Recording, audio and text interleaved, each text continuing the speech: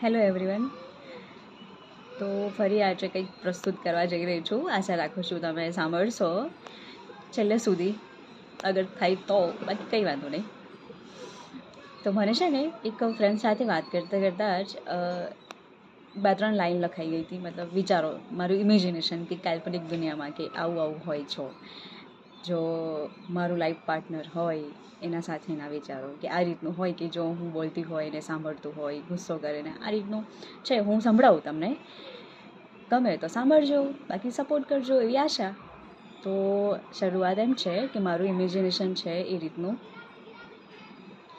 હું બોલું ને એ સાંભળે, હું બોલું અને બોલતા બોલતા હું કેવી લાગું એ મને નિહારે, હું ગુસ્સો કરું એના ઉપર અને એ એક સરસ સ્માઇલ આપે કે જેનાથી હું છે ને મારો ગુસ્સો પણ ભૂલી જાઉં.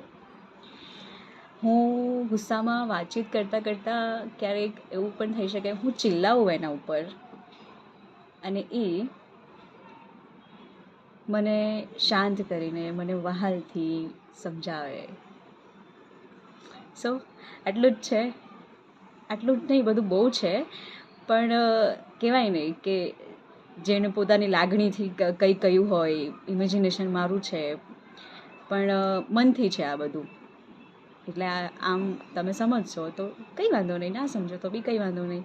છે ને હું ઘણું બધું બોલી દઉં છું યાર. એક તો છે ને એકવાર ચાલુ થાય ને એટલે બોલવાનું પછી સ્ટોપ નહીં થતું.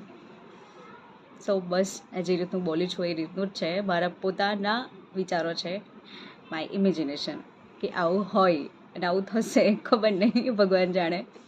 સો દેટ્સ ઇટ. જય શ્રી કૃષ્ણ.